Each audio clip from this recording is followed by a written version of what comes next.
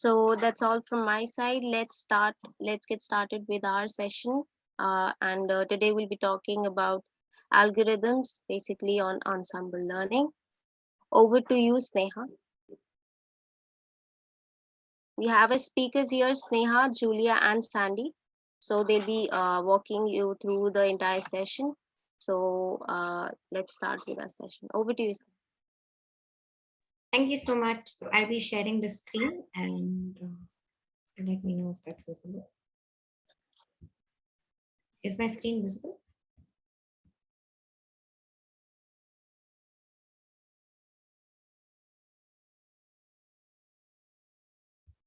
All right. Yes, it's visible. All right, great. Okay, over to you, Julia.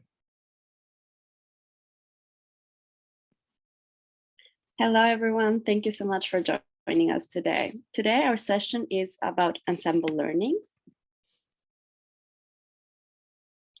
Next slide, please. So before, let's look at our agenda. We're going to talk about what ensemble learning is, its application, ensemble learning techniques. We're going to look at backing and boosting algorithms, and then advantages and disadvantages of them. So imagine that you are trying to decide where to go to have a coffee, or you want a cafe to go to, or maybe a restaurant, and you want to know the reviews of other people to decide either to go or not.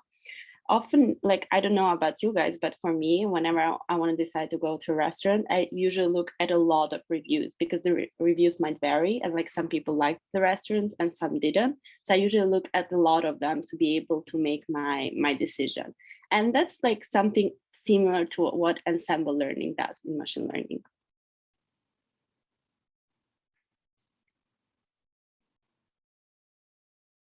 So ensemble learning is basically a machine learning technique that is made of multiple base models.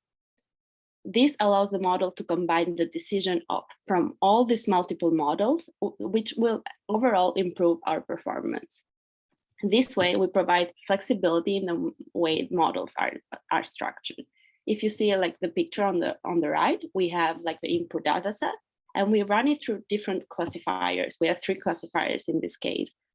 Each classifier will give us its independent output, and then by looking at all the output that come from the classifiers, then we have another ensemble learner that will decide, we'll go through some ways that we decide how to make our final output. But by looking at all the outputs of our classifiers, it will make our final decision.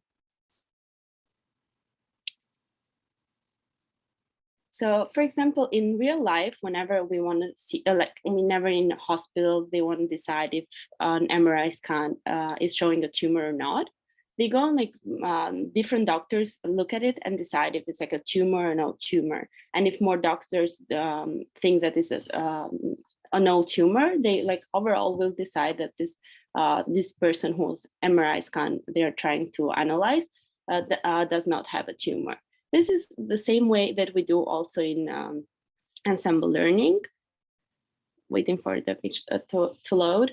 In this way as well, we fitted the data set, which will be the data of MRI scanners, and we have different learners. In this picture, we have 3 learners, and all of them analyze the data set, make their prediction, and then based on all of their predictions, we're gonna have our final one, our final prediction.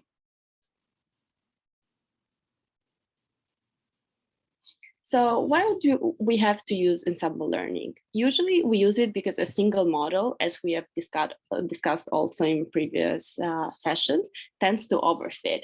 So it tends to perform very well on the training data, but not on the test data. So by having multiple models that we base our decision on, we can improve this problem. It also overall bias and variance gets reduced because we are using multiple models as well. And although it requires a bit of extra training because we're training more models, but the results often in time are worth it. And also it's very useful in classification problems.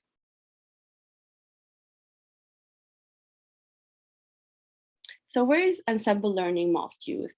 It's used, as we said, to improve the general performance of a classifier. But it's also used in computer vision, like object tracking and detection, in facial recognition.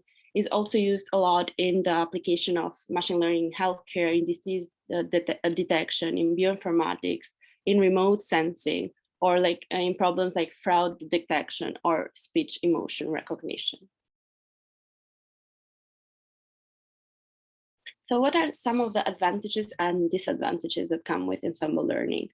First, one of the advantages is that it's more robust and accurate as we use multiple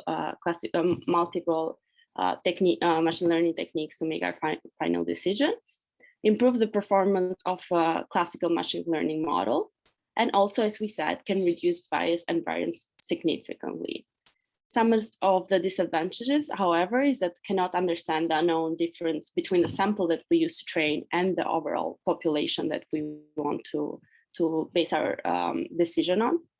And also is computationally more costly to create, train, and deploy, because as we said, we're like now like training multiple models, and also can be more difficult to interpret at some times.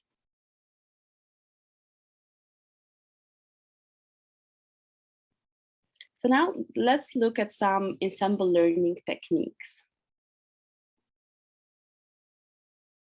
We'll first start by one of the simplest one, which is max voting. So let's say that we have this test image, and as we see there is like the image of a hot dog, and you're trying to like make your algorithm to decide what you're seeing is a hot dog or not. So you're running through different algorithms. And here in the example, we have decision trees, we have support vector machines and logistic regression. And let's say that our first model predicts it's hot dog. Our second model, though, also predicts it's a hot dog. But then our third model will predict that it's not a hot dog. So how do we decide if what we're like, if our final decision, if what we're seeing is a hot dog or not?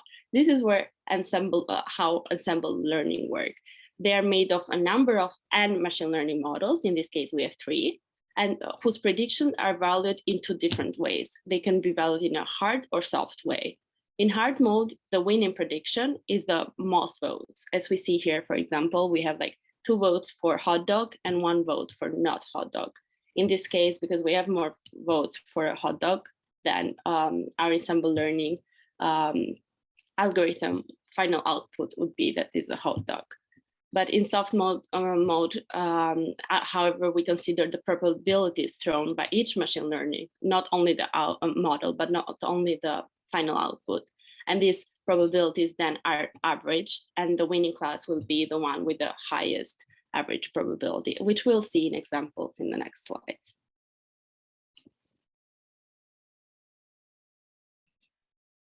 So here is a voting classifier in a hard mode. For example, let's say that we have this picture of this animal and we want to know what it is. So we run it through different models. We have 3 machine learning models here. We have the cat, the mouse, and the first machine learning model outputs that's a cat. The second one outputs that's a mouse, and the third one outputs that is a cat. And so how to make our final decision, we'll see who the max votes for which output it is. In this case, as we have 2 votes for cat and only 1 vote for mouse, our final decision would be that it's a cat. And this is an example of voting classifier in hard mode.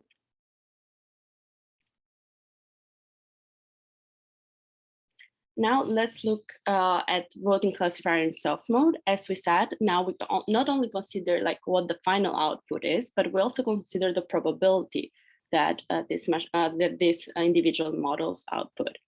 For example, same problem. We want to know if this is a cat, what animal this image is. And for example, our first model does believe that's a cat because it has the highest probability, but still outputs the probability for cat is 0.8, but also the probability to be a mouse, which is 0.2.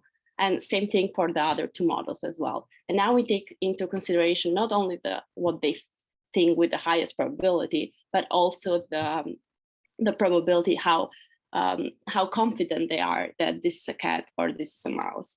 And then as we see, we have all the probabilities for it being a cat and all the probabilities for it being a mouse. And we find the average probability. And then we make our final decision made on the based on the average probability that that come from the 3 models. In this case, the probability to be a cat is 0.7 and the probability to be a mouse is 0.3. So we can say that for our classifier in this time, we believe that, or we're more confident that it's a cat than a mouse. So even similar to the max voting technique, we also can make our multiverse predictions for each data set. We now average our prediction. We can take the average prediction from all the models and use it to make our final prediction. And we can use this in mainly used for regression problems or probabilities in classification, because we do take the average. Sometimes we also use a weight that is associated with each class to emphasize its importance. And we do this in the first steps of our ensemble learning.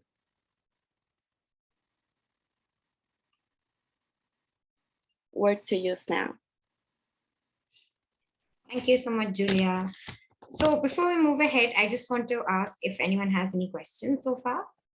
So just to give a recap, we started about what ensemble learning is. We went through an example, and then we learned what ensemble learning is, and we learned that in ensemble learning we use a variety of different models to make the final decision. All we've learned before is that we've used just a single model, but now we're using many different models to give you the final result. So why do we do this? Because it reduces the error, and since you're giving it to many different models, you have a greater say in how it could be classified or how the regression or classification would go about. So that's about ensemble learning. We learned that it's used in a variety of applications. It has a few advantages and disadvantages.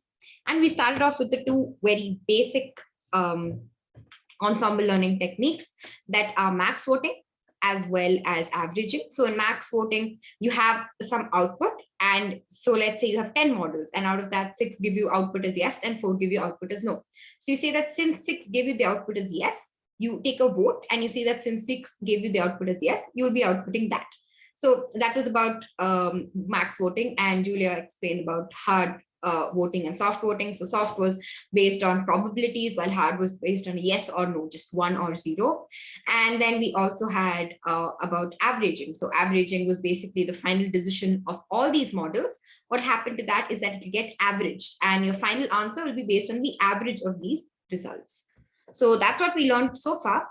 Any questions? Oh, okay. Someone's asked us to go back one slide. Yeah. To this, Brandy, is this the averaging slide you want us to stop at?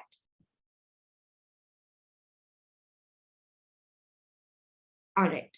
Do you have any specific doubts, or do you want us to explain this again or something like that?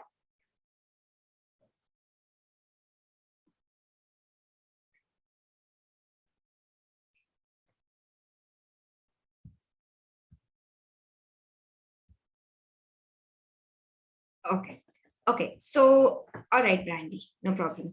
Yes, so someone's asked, is it necessary to have the same model for 1, 2, and 3? No, it's not necessary. In fact, we sometimes try to use different models as well. Yeah, Julia, you can take over if you like to. Yeah, as Sneha said, it's not necessary definitely to use the same model.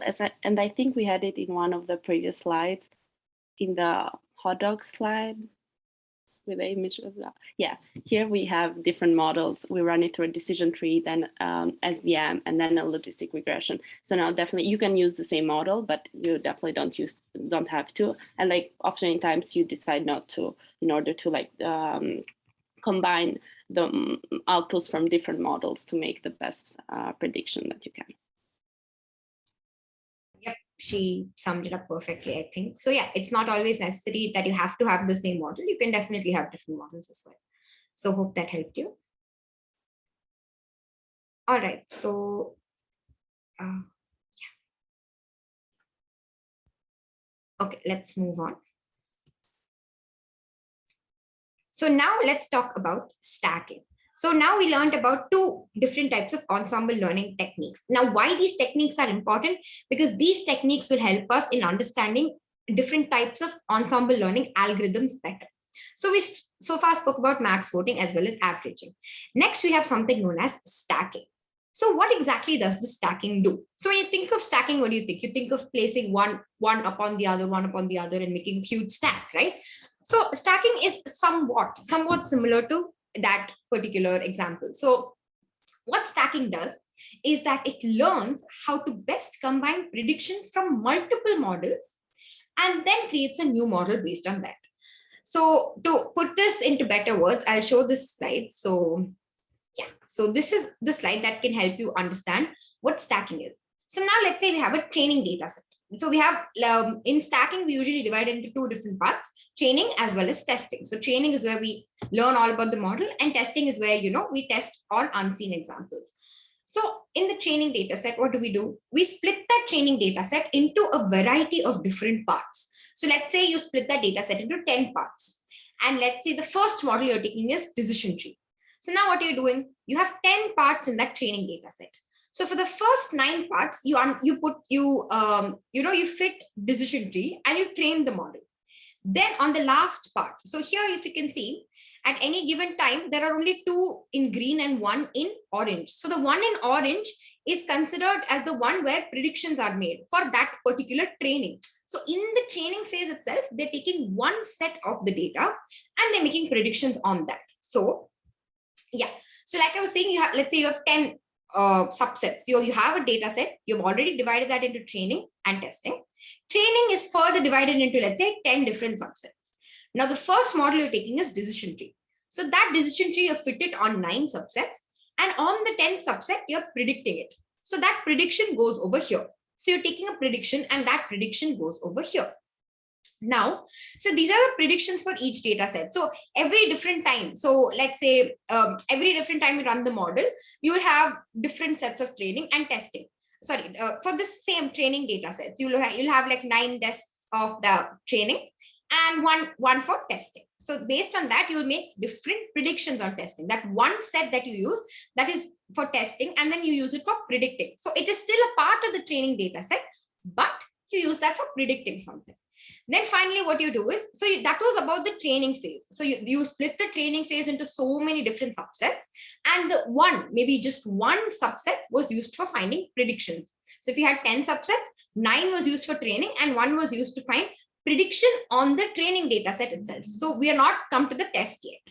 Then what do we do? So now we fit it all on the training data set. Then we come to the test data set. So now again, on the test data set, for each time that this runs, there is a different prediction that's been made. So there's a different prediction made. There were 3 predictions here. There are 3 predictions here as well. So for each time that this runs, there are multiple predictions here as well. Now, this is something known as your prediction test set. This is something known as your prediction train set. So we can have this for multiple models. And what we do, we use this prediction train set. We look at this prediction train set. And in the prediction train set, we will see what features are mainly used for predicting something. So what was happening in the training phase again? Let's say you split it into 10 parts. You use 9 parts for training. You use 9 parts for training the entire model. And the last part you use for testing it. So although it's a part of the training set, you're using that last part to make some predictions on the training set itself. Now these predictions, these predictions on the training data set, so what we will do is we will analyze these predictions and we will see what features are used. So the data has many features. So we will see that for this prediction, what features of the data set are mainly used. And based on these new features, we will make a completely different model. And that model will finally predict on the test data set, and we will get this final prediction. So that is how stacking works. So just to reiterate, you have some data set given to you. What you do with this data set, as is for any algorithm, machine learning algorithm, you split it as test and train. Now ignore the test for a while. In the train itself, you further divide it into many different subsets. So let's say you divide it into 10 subsets. Now you'll take 9 out of those, any random 9 out of those, and those 9 subsets will be used for training your data set. And on the final subset, you will be making predictions. So your final subset will act like a testing data, but it's not exactly testing. So those predictions that you're making on the final subset, that is known as prediction for the training set. So that was about training. Now bring back the testing set. What do you do? All the testing set that is there for that particular model, you make predictions for each different fold. So a fold here, what is mentioned, a fold is basically a subset of the data. So fold is basically a subset of the data. We've divided the data into 10 subsets. Each one is known as fold. So now for each of these folds, a test set also generates some sort of predictions. So now our original data set is done. We have something known as predictions for the test data set and predictions for the trained data set. Now, when we analyze these predictions for the trained data set, we will see from the data what features are commonly used to predict the final result in the model. So we will look at the features that are mainly focused on in the data set. We will take those features, and using those features, we will build an entirely new model that will help us better predict our examples on the test data set. So that is about stacking. So what do? It learns how to best combine the predictions from multiple well-performing machine learning models to create a new model. And this model basically makes your final predictions on the test data set.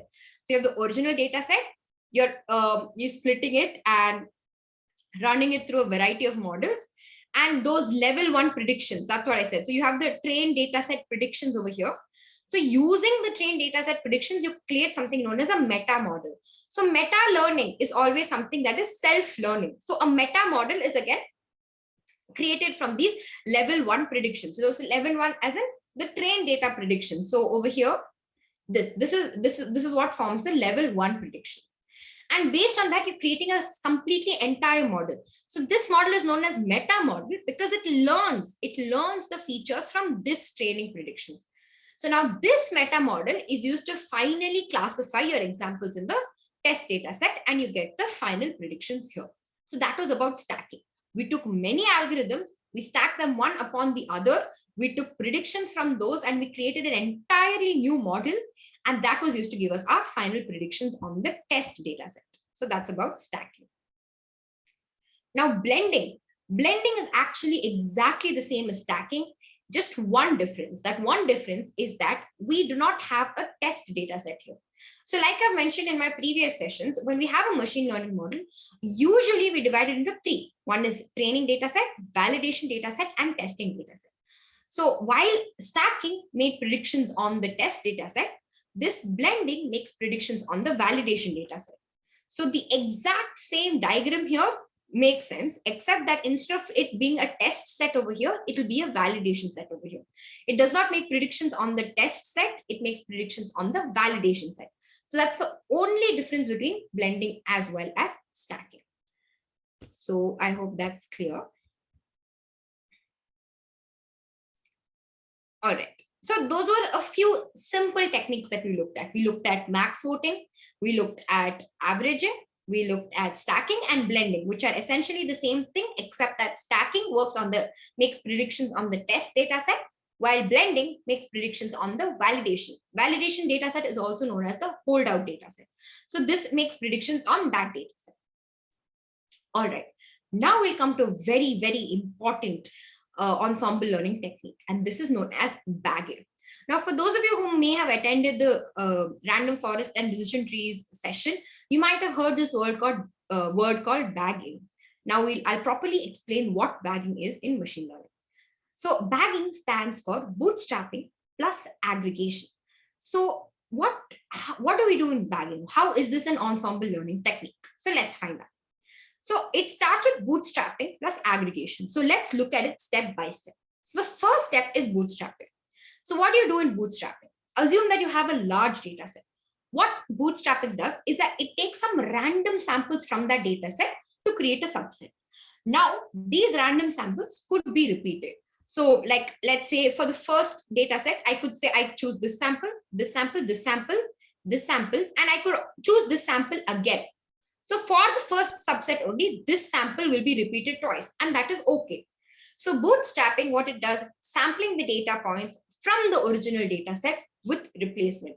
So you can definitely repeat values that have already been there. So if you're taking, let's say, data point 3 twice in one bootstrap subset, that is fine. That's how bootstrapping works. So now you have a data set and you've created subsets. So the first step is done. So you've done bootstrapping. So now you have many samples or many subsets. So these is bootstrap sample 1, sample 2, sample 3. Now what happens on each of these is that a different model runs on each of these. So let's say a decision tree is made to run over here. Let's say a KNN algorithm is made to run here. Let's say an SVM algorithm is made to run here. So on each of the subsets that you're making, different algorithms are made to run. And finally, once all of those algorithms are run, the final result is aggregated. Now, how do we do this aggregation? We can use either max voting or we can use averaging. So we can use either max voting or we could use averaging. And using that, we can aggregate the results that these models for these particular samples run on. So if you look at this, so you have the complete data set. And then what do you do? As usual, you split it into train and test.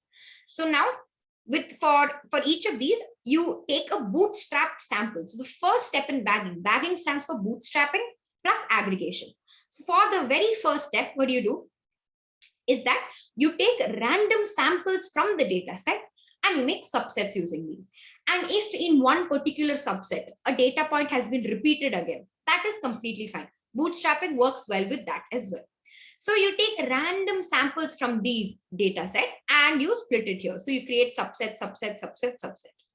Then they mentioned something called a base learner. A base learner is basically a machine learning algorithm.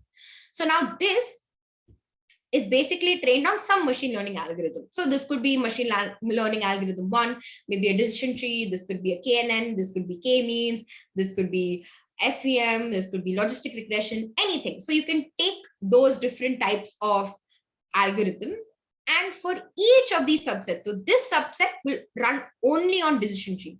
This subset will run only on KNN. This subset will run only on logistic regression. This subset will run only on SVM. So like this, we take votes from different people. So let's go back to that very first example we had. When you want to go to a cafe or some place new, what do? You always go to like your group of friends or you go to Google reviews. You see what different people have said about the same thing, what different people have said. So one person might have really loved the non-veg food there, but one person may have not so much liked the non-veg food. Some people might have really loved the veg food. So what do? Based on all these responses, you take an estimate. You see, okay, since most people have put positive reviews, I will go here because it seems like a nice place. But if most people have put negative reviews, you might, not go to that place. You might back out from that place. So similarly, that's what we're doing here. We're taking different subsets, and on each of these subsets, we're running different algorithms. Now, one very popular question you may be thinking is that why do we take different subsets? Why not run everything on the whole algorithm? Like that is, okay, so we have these 4 different machine learning algorithms. Why don't we run all 4 machine learning algorithms on the entire data set? So does anyone have any idea as to why we don't do that? Like whatever you think of, it could be wrong, because even when I thought about it, I was so confused as to why we don't take the entire data set. Is there any possible thing that you could think of? Yes, Tavish is absolutely right. Overfitting. Because if we take the same exact data set and we run different models on that, it's going to overlearn the data. It's going to learn way too much about the data, so much so that it learns everything about the noise in the data as well. And we do not want that. That is why we're only taking subsets. We're taking subsets, and on those subsets, we're running different algorithms. Now, these algorithms will give you some decision, and those decisions are aggregated. So we did bootstrapping here. We run the different machine learning algorithms, and the decisions that these machine learning algorithms give, they are aggregated. How are they aggregated? You could use max voting. Max voting has hard and soft voting. You could use any of those based on what problem you're trying to solve. So if it's a classification, people usually go with hard voting. And if it's regression, people usually go with soft voting. Or you could do averaging and weighted averaging as well. So that is about bagging. So you bootstrap from the data set, you run different models on each of the bootstrap samples, and then those final decisions you aggregate it. So that's about bagging. So if you look, this GIF actually would make a few things clear. So here, what are we doing? We're bootstrapping. And if you see here, A and A has been repeated. So you can see that it's okay for it to repeat data points. And it's going through different learners. It's getting different types of predictions. And here, the aggregation that they're trying to do is max vote. So based on max vote, what they're trying to do, they're trying to learn more about this data set. And max vote will give you like the final answer. So that's the aggregation they're doing. Here's the bootstrapping, and these are the different machine learning algorithms. So that's about bagging. Now, next, let's go to something known as boosting. So boosting, you may think, is quite similar to bagging, except what we did in bagging. In bagging, we took subsets of the data, and then to each of these subsets, it went sequentially. So you start here, you make a subset, you train a model, get a prediction, aggregate that. So then that's what's happening in bagging. But in boosting, what we do is that we focus on the errors. So what we do, let's say, again, you've taken some sample from that data set, and then you run a model on it. Let's say decision tree. Now you run a decision tree on it, and you've trained the decision tree on that particular sample of data. So that's what you've done. You've taken some sample, you take a decision tree, you've trained it. Now you want to test it. So you test it again. You use decision tree to test on the testing data set. Now, testing will make a few correct predictions, and for a few data points, it will make incorrect predictions. So what will you do in that case?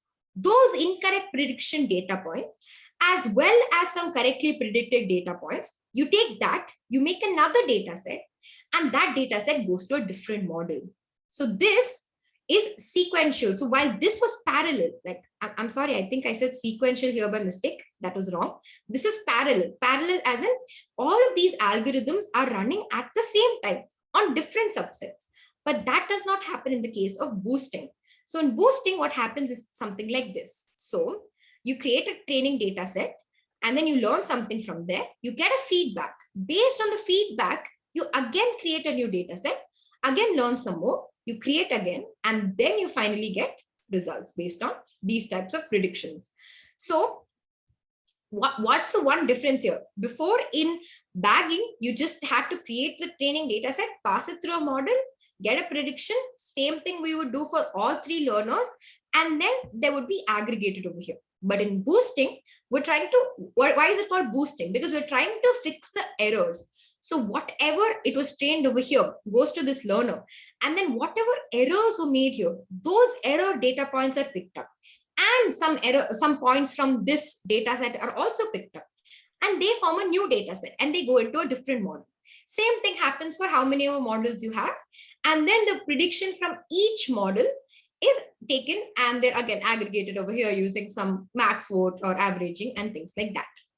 So you take a model, you train it, you test it. So if you see here, these ones in orange are the erroneous values. So you again take those points as well as some points that are already present there.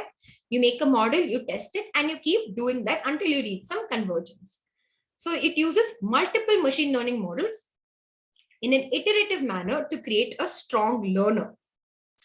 So learners are trained sequentially on the errors of the previous model. So as we saw in this GIF, it learned something from here, and it did make some errors. So that feedback goes here. And based on this feedback, this learner learns. And based on the feedback from both of these, this learner is learning something. And it relies on the voting of the learners to get combined predictions. So that's quite similar to what we had in bootstrapping as well.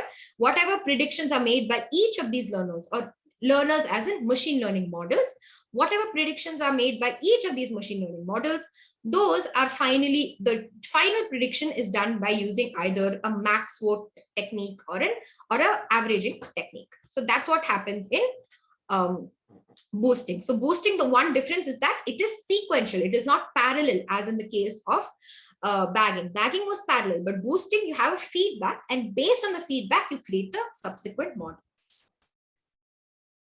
All right, so let's look at what are some similarities between bagging and boosting. So both are ensemble learning methods that generate samples of the given data set. So we saw in both examples that there were samples. The entire data set was there, and you create samples from that data set. And another similarity is that multiple models are applied to these samples. So for each of these samples, there are multiple models applied in both bagging as well as boosting. Then what happens? It provides stability. So it tries to reduce because you're applying so many different models, what happens is that error is definitely reduced overall. So that's why it's providing you stability. And uses similar ensemble learning techniques like voting and averaging. So to make your final result, we use the similar kind of techniques like voting or averaging. So those are some similarities. You generate samples, multiple models are applied, and it provides stability. Because multiple models are there, it helps you try to reduce the error. So that definitely helps you provide stability. And it uses similar ensemble learning techniques to make the final prediction, and those could be either voting or averaging. So now let's look at some differences between bagging and boosting. So bagging, like I kept mentioning, is a parallel ensemble. That is, individual models are built separately. There is no feedback.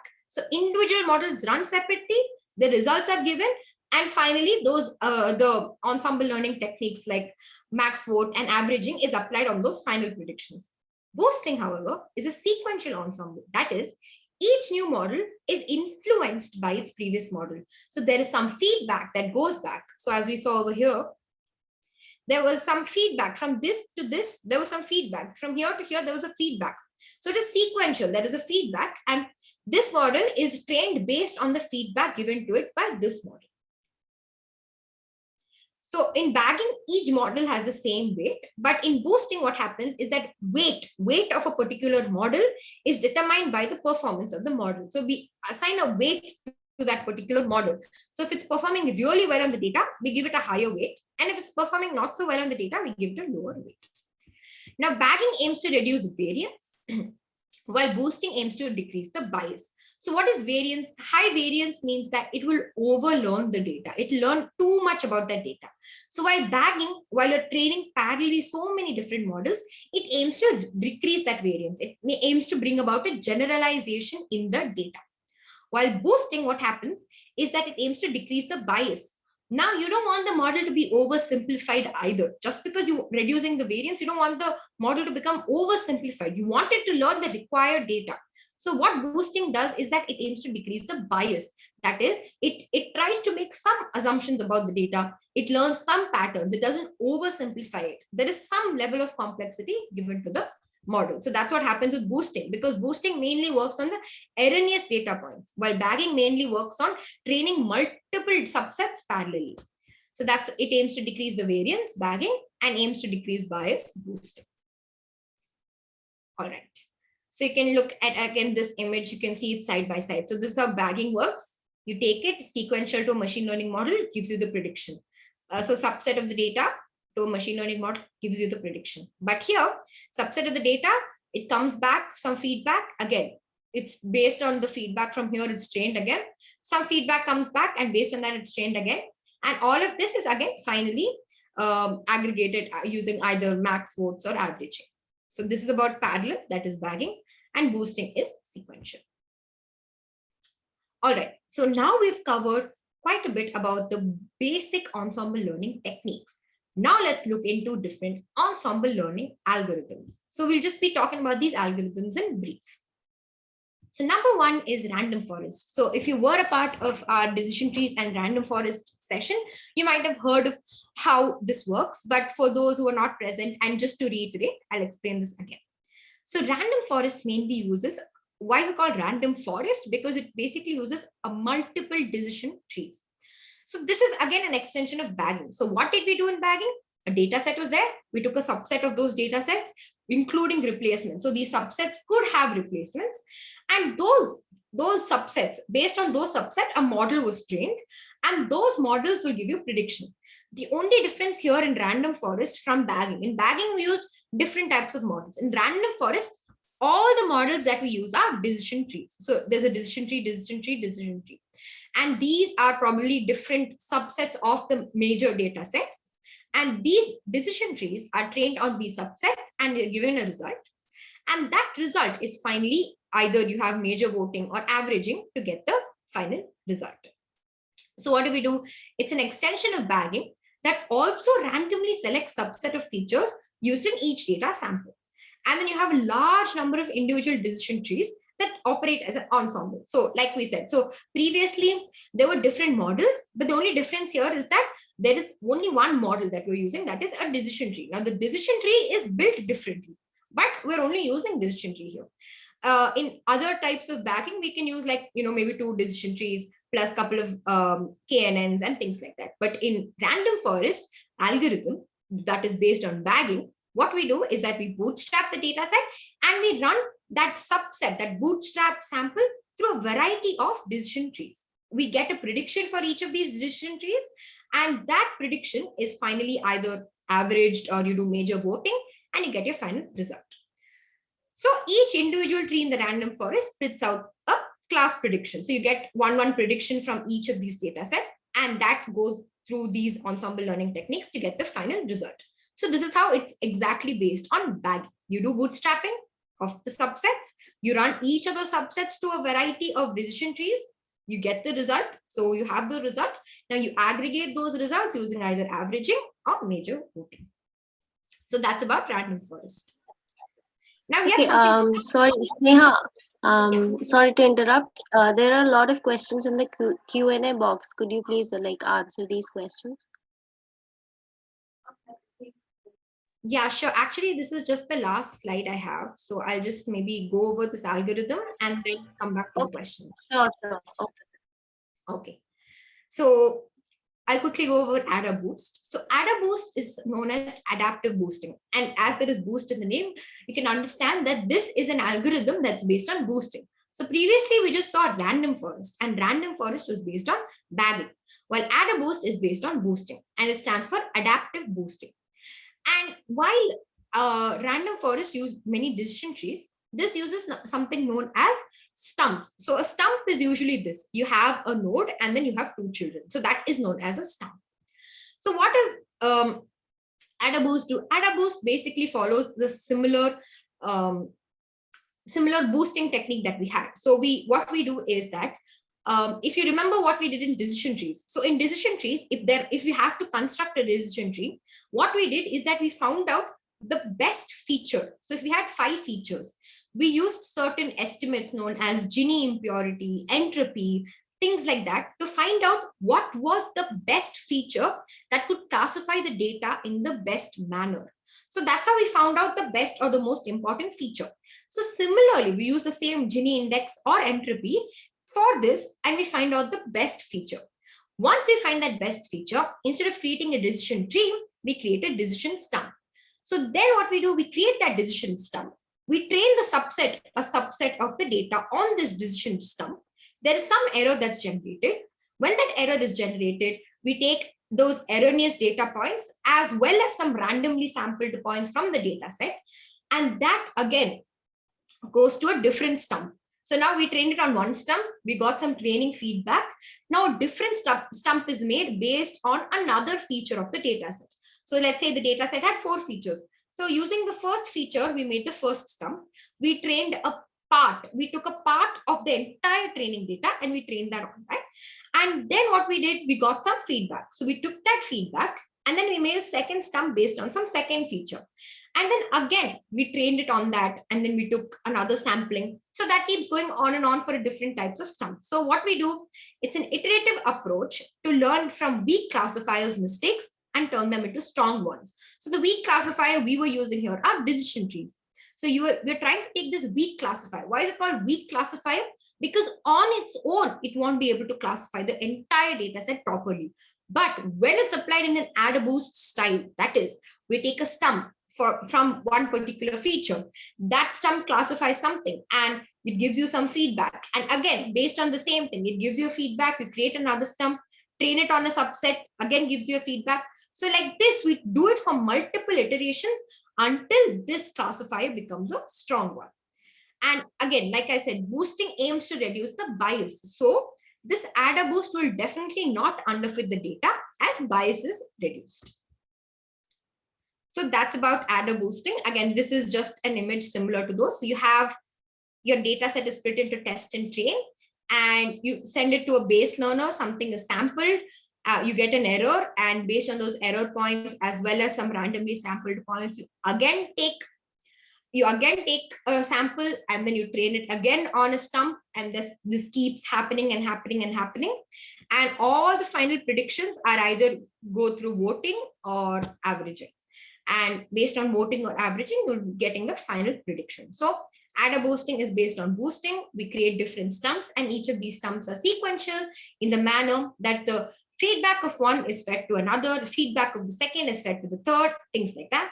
While random forest is parallel. So we have like many decision trees that run parallelly, and their final result is output in this manner. So yeah, before we go on to the poll, I will take up some questions. Okay, so can you talk a bit about the kind of errors the model would find? Kind of errors a model would find in the sense is that error in prediction. So suppose, let's say you're taking a data set where in that data set, you're trying to use an ensemble learning model to predict if there's a heart disease or not. So you're taking in the first time. So let's say this first time, 50 predictions are correct. So that is 50 predictions were supposed to predict a heart disease, and they did. But the other predictions were incorrect. That is, they were either supposed to predict a heart disease and they didn't, or they were not supposed to predict a heart disease and they did. So those data points are taken. Those data points that gave you the wrong answer, that resulted in the wrong prediction, those data points are taken and they are sampled over here. So those data points, along with some random samples from here, are taken for the second, for the second sampling. And then again, that runs through another base learner. So again, similarly, there would have been some error, some misclassifications that would have happened. So that again goes back. So that is going back as feedback. So this keeps happening. And for each of these, you take a final result, and that you can either apply voting or averaging to get the final result. So Stacey, I hope that answered the question. Yeah. Okay. If you have any follow-up questions, please do let me know. In boosting, if model 2 is better than model 1, factors an error from the former model. Why are all the predictions being aggregated? Okay, so while these are learning in sequence, these are going in a sequential manner, they're learning from the other. So like you have this is learning. So you have model 2 that's learning from the error of model 1. Model 3 is learning from the error of model 2. It's not, but it does not make it sequential. You're not sure or completely sure that model 10 would be the best. Maybe although model 3 is learning from model 4 or model 9 is learning from model 8, model 3 is learning from model 2 or model 9 is learning from model 8, you're not completely sure, because if you completely go in that sequential manner, there could definitely be some cases of overfitting. To avoid this overfitting, at every single stage, we're taking a different sample. We're not applying this same base learner on the entire data set. At every single stage, we're taking a different sample that's based on the errors of the previous stage as well as some random samples. And then we're going in a sequential manner. So we're not if you just go in the sequential manner like this and take the 10th model as a final output, then there's definitely a case that it could have been overfit, because some data would have definitely been repeated here, some error points would have been repeated. It just learns that. It just learns all the noise, and it could have been overfit. So what we do is that we take the weighted average, or we take average or voting of all the different answers, that is all the different predictions of each of these models, and we give you the final answer. So I hope that convinced you. If you still have any follow-up questions, please do let me know. Okay. Would earlier predictions and iterations be weighted less since they're likely to have more errors? That actually depends from data set to data set. In some cases, yes. In some cases, if the future, let's say like the future ones do have some more error or something like that, they would be weighted less. And in some cases, it would so happen that we're using a stump over here, then we're using a different stump over here, because like I said, we take the best feature first, right? So this will have the best feature first, then this will have a different type of stump. I'm talking about adder boosting in this case. So this will have, like, let's say one type of stump. This would have another type of stump. This would have another type of stump. So while it's learning, maybe this stump was not the right stump to predict a final answer. So in those cases, you would give this a lesser weight and you would give the other ones more weight. The one that's able to classify your error better, that is what you give more weight to. And the one that's not able to perform that well, maybe because the stump is taken in such a way that the feature is not the best, you give it less weight. So although it's learning from the feedback, it's taking some feedback of the erroneous points, you also need to look at the stump or the base learner that you're taking here. The base learner may not work so well for this. Although there is feedback, the base learner may not be that strong. So in those cases, we assign it a lesser weight. So again, I hope that, sorry, I forgot who asked that question. Brandy, yes. So I hope that helped you. And if any of you who asked a question have any follow-up questions, please do let me know. So I'll just wait for a second. So.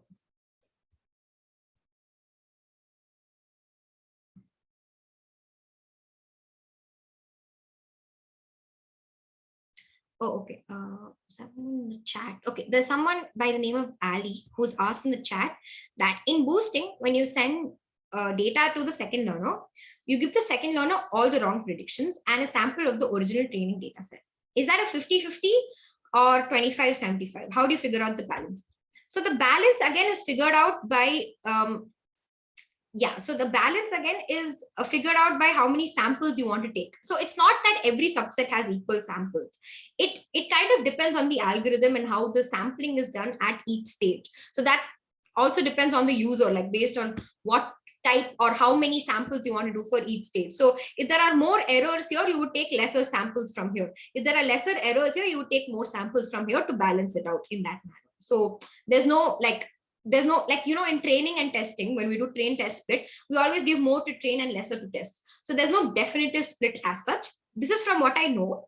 I will make sure to read up more about this split. And if there is any sort of definitive split that I come across, I will mention it on the ML Slack channel. So yeah, from what I know, this is how it works. So I hope that helped.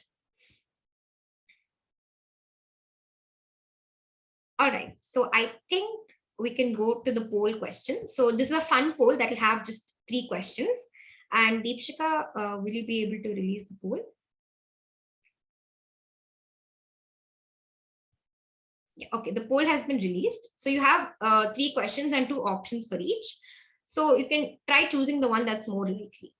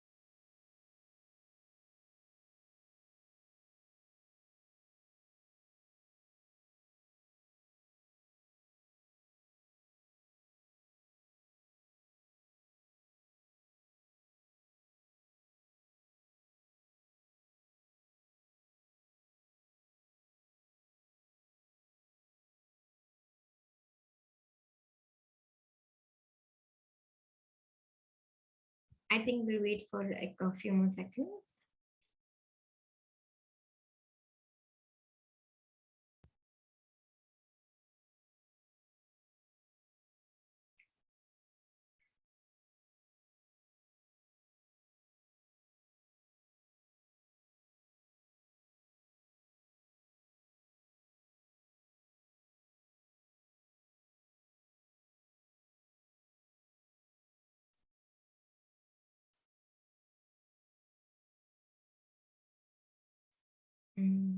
Okay, I think we can stop the poll. We can end the poll and share the results. Yeah, all right. So for the first question, ensemble learning can only be used for supervised learning algorithms. So most of you have put false, and that's absolutely correct. So ensemble learning is simply a technique where we take multiple models, we take the predictions of all these models, we apply either max voting or averaging to find out a final prediction. So we're taking multiple models. Now, so far, whatever we were talking about, we spoke about supervised models in general, and it's mainly used for supervised learning. But if your use case is such that it's an unsupervised learning algorithm, then definitely you can use ensemble learning for multiple unsupervised learning algorithms and then predict the final output as well. So you can definitely use it for unsupervised learning. It's not limited only to supervised. The advantage of stacking is that it is a more robust model and lesser execution time. So I'm really glad that most of you got this right. So it is definitely a more robust model. So what are we doing? We're taking multiple algorithms. We're making, from the predictions that we get from these algorithms, we're creating a whole new model. So what are we doing? We're creating a more robust model because you're taking predictions of these variety of models to create a whole new model. So it definitely gives you a more robust model. And since we're using so many different models, it will definitely have quite a bit of execution time. So it does not reduce the execution time, but it definitely gives you a more robust model. So bagging reduces the bias. So that we discussed over here, and bagging actually reduces the variance, not bias. So bagging aims to reduce your variance because, so think of it in this way. When you reduce your variance, you're trying to generalize the model. You don't want to overlearn things. You don't want to learn too much about it. You want to learn just right. You don't have that just right learning. Just exactly how much you need, that much you need to learn. You don't want to learn about the noise. You don't want to learn everything about the errors. So bagging, because it's running on different subsets, it's running different algorithms. So when you go back to bagging, on different subsets, it's running different algorithms. So you'll get a more generalized answer. And when you get a generalized answer, you're always aiming to reduce the variance, not the bias. So boosting is what reduces the bias, while bagging reduces the variance. So that's about the poll. And that's it from the theoretical end of the session. So now we'll have a coding session, and we'll maybe take a 2-minute break before that. So if anyone has any questions, do feel free to ask.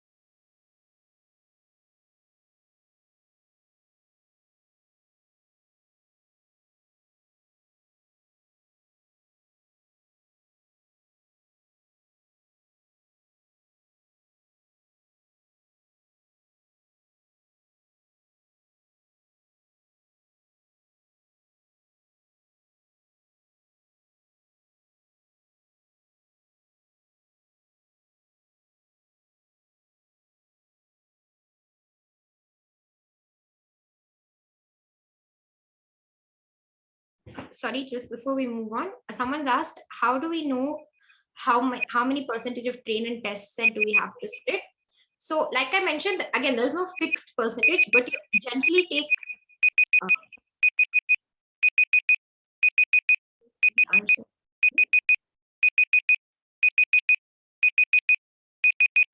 Thank you. So yeah, the question was, how do we know how many percentage of train and test set do we split? So there's no hard and fast rule that it has to be 80-20 or 75-25 or things like that. But what we tend to do is that we take a higher percentage for the training data set because you use more data to train, and a lower percentage to test the final results. So just wanted to mention that. Over to you, Sandy.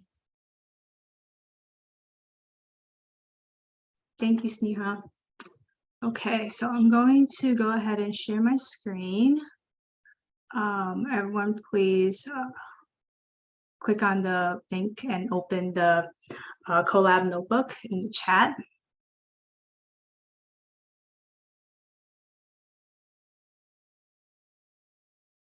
Okay.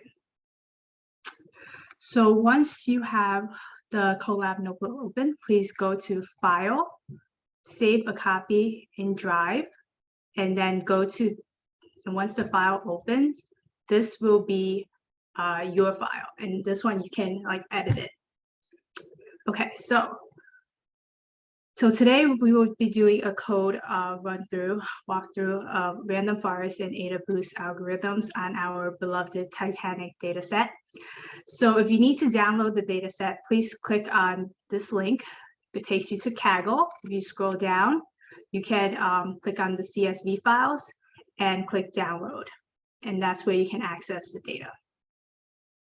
Okay, so we will import the necessary libraries for modeling for this notebook. So we have pandas for data manipulation. We have matplotlib and seaborn for data visualizations.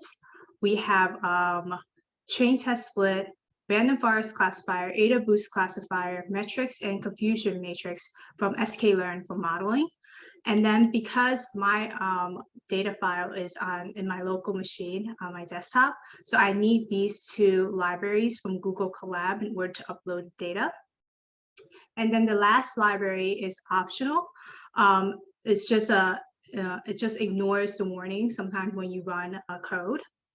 Okay, so if you want to go ahead and run that cell to import all your libraries, and then in the second cell, this is where we upload the data from the local machine to Google Colab.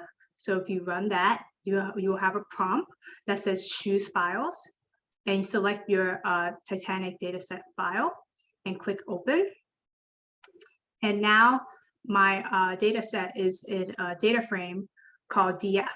So if you want to look at DF, one second, I see a question. Which dataset do we download? Yes, so in this Google Colab notebook, you see that there is a link that goes to the Titanic Kaggle. You can download, and then if you scroll down, there's a train.csv, you click on that, and then click download. And that will download the CSV file onto your local machine. And once you have that downloaded, you can go back to the second cell and upload the file. So if your file is downloaded as train.csv, you can just insert it as train.csv. I hope that answered your question, Brandy. Okay, so once you have the data set, okay, perfect. Once you have that data set saved as a data frame, in this case, I call it DF, we can take a look at the first few records called df.head. So if you run that cell, you can see the first few records as well as the columns. And then you can also call df.info. You run that cell, and then you have over here, you can see that there are 891 records in the data set, and you can see the names of each column, as well as the non-null values count and the data type of each column. So you can see that passenger ID has 0 null values versus age, cabin, and embarked. They all have missing values. Okay, so if you want a descriptive statistics summary, you can also use df.describe. So we run that cell, and you can get the count, mean, standard deviation, etc. for your data set. Okay, so you want to further explore your data frame, right? You want to really know your data. So in this case, I will be using data visualizations.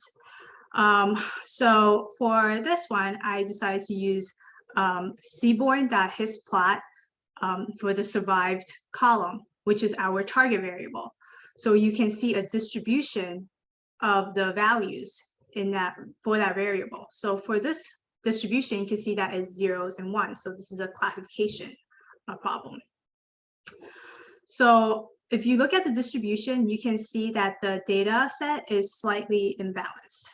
And then you can go ahead and continue exploring, and you can look at the distribution of age. And from this plot, you can see that most of the passengers are between the age of 18 to 35. And if you don't want to print out a plot, like a line by line, like cell by cell, you can also use subplots.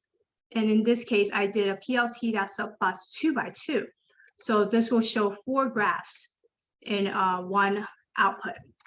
So what happens is that you can name each of these graphs as well as input the data into each of the code, right? And then you could have, like, for example, ticket class, gender, number of siblings or spouses, number of parents or children, and you have them each broken out by the survived column.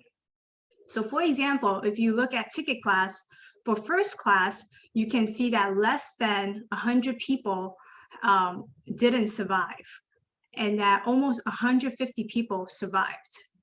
Okay, so after you're done exploring your data, you can go ahead and start preparing your data for modeling. So first, we will fill in the null values for age and embarked.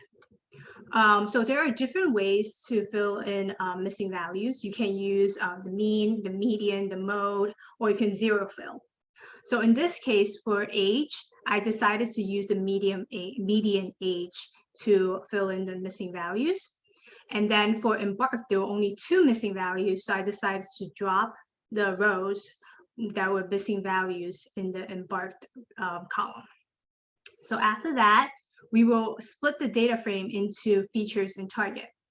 So we have our features for this data set as the P class, sex, siblings or spouse, parents or children, fair, embarked, and age.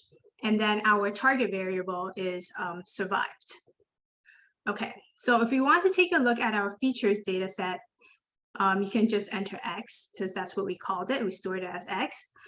And for sex and embarked columns, you can see that the values are categorical right now. We need to convert them to numeric values. So in this case, I decided to map each unique value to a number.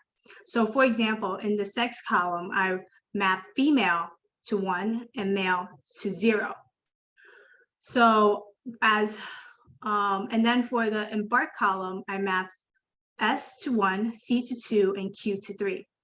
So after running the code, you can see from the data frame that now in the sex and embarked columns, instead of categorical values, we have numeric values.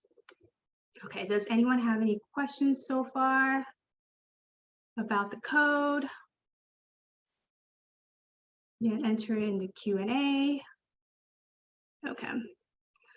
So now, Sorry, I think someone had their hand raised. So I just wanted to say, if you have a doubt, please do put it in the Q&A box. Yeah. Okay.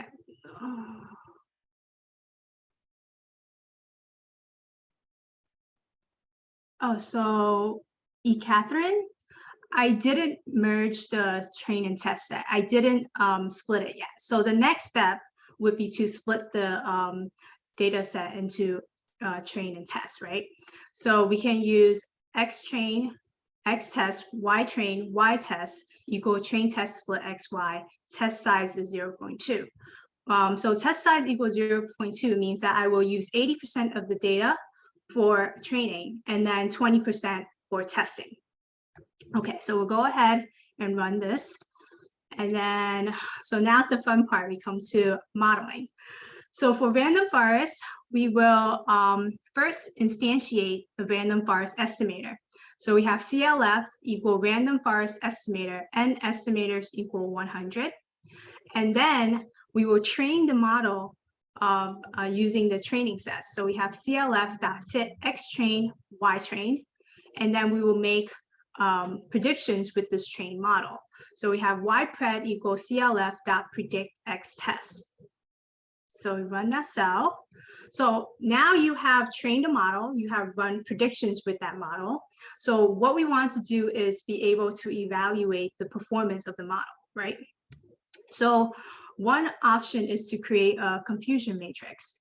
So you can call confusion matrix Y test, YPred, and then use Seaborn that heat map to plot the confusion matrix. So if you run that, here is the output, right? So let me just quickly go through this confusion matrix. So let's start with the red cell on the bottom right corner. This is known as the true positives. So these are the predictions that the model is correctly predicting as a positive class. And if you move to the upper right-hand corner, this is known as the false positives. So these are the predictions that the model is incorrectly predicting as the positive class. And then if you move to upper left-hand corner, we have the true negatives. So the random forest model is correctly predicting these as the as negative class. And finally, we have our false negatives in the bottom left-hand corner, in which the model is incorrectly making predictions as the negative class. Okay.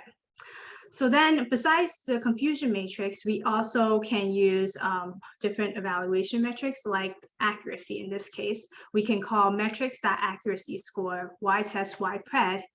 And if you run that cell, we have an accuracy of 0.78 for this random forest model. So I just want to take a moment here to see if anyone has any questions about the code.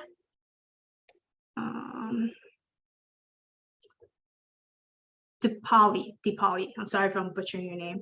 Yes, you could use one-hot encoding. I just went ahead with mapping, but you can use one-hot encoding, or you can use like get dummies as well. The closest. So for the confusion matrix, the color doesn't really have anything to do with, I'm sorry if that was confusing. The color doesn't have anything to do with the accuracy. It's just a way of it, like, so the true positives are always, so if you look at the number 1, 0, 1 on the left-hand side on the vertical axis, and then 0, 1 on the horizontal axis. So the horizontal axis is what the model is predicting, and on the vertical axis is what the labels actually are. So don't look at the colors. It doesn't have anything to do with the accuracy. Okay. So, okay. So let's go ahead with AdaBoost. So same thing as the random forest model, we can instantiate the model by calling Ada equals to AdaBoost classifier learning rate equal 1.0 and estimated equal 100. And then train that model with Ada.fit X train, Y train, and then you can make predictions with that trained model. So we have YPred equal Ada.predict X test. So you can run that cell. And then same thing, you can create a confusion matrix as well as find out the accuracy score. So now that we have a confusion matrix for an accuracy score for AdaBoost, and a confusion matrix and accuracy score for random forest, we can compare the performance of AdaBoost versus the random forest model. So let's say if we look at the true positive and true negatives and the false positive and false negative numbers for AdaBoost versus the numbers for the random forest confusion matrix, we can see that in AdaBoost, the true positive and true negatives are higher, while the false positive and false negatives are lower. And then for accuracy, you can see that the accuracy for the AdaBoost is 0.80, which is higher than the accuracy for random forest, which is 0.78. So you can say that the AdaBoost model is outperforming the random forest model. So of course, there are ways to make the models more robust. We can implement like k-folds, cross-validation, and as well as hyperparameter tuning, which is really important.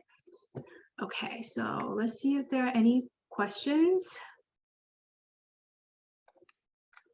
Thank you for sharing the link, Brandy. Yes, that I think it's really confused. It's difficult to remember which square means which condition for the confusion matrix.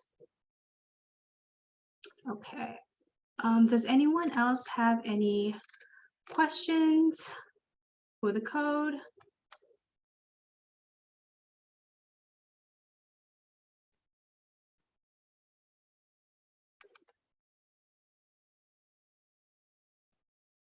Sayada?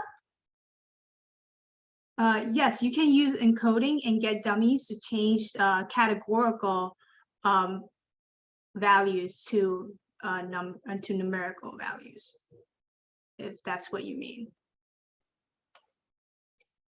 So Karina, why did you choose this learning rate and estimators?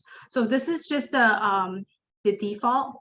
I didn't really like parameters. We can always tune, and you can use grid search CV, random search CV to find the best parameters for your model. And in this case, I just use the base one, so it's just so it can run really quickly. I don't want us to sit here wait like an hour or two for the model to run. I hope that was helpful. Are there any more questions?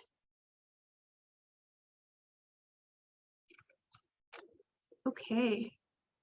Well, thank you so much for joining us today, and I hope the walkthrough was helpful. Feel free to reach out if you have any other questions. We are on Slack, so join our Slack channel. Join our, we have a specified channel for this group as well, the ML study group. So join that channel. You can always ask questions there.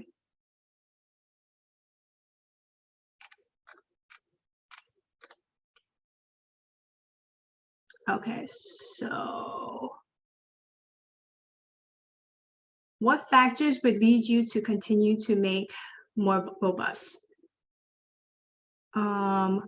Because most of the time we should be using cross validation in k-folds to just not say that this model is just running once, right? We want to make sure that the train test split, we're grabbing different data and making sure that it is more robust. Is that what you mean, Amara?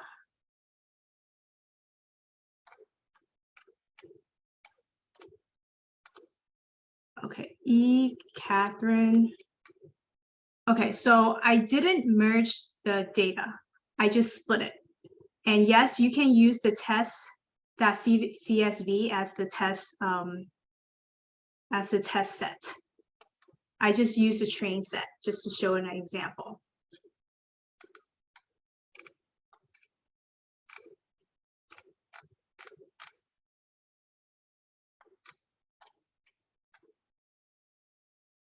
You're welcome. So are there any other questions?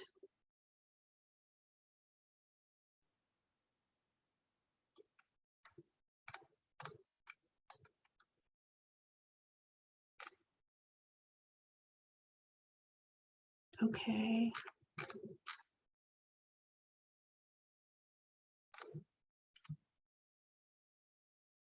Yes, you can use standard scalar as well, yes.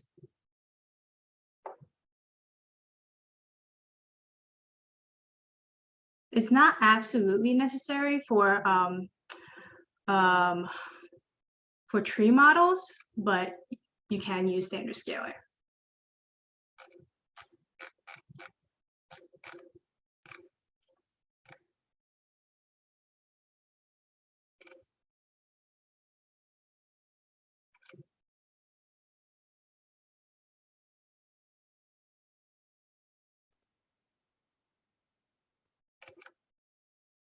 Thank you everyone for joining today. If you have any more questions, you enter here in the Q&A or ask us on Slack.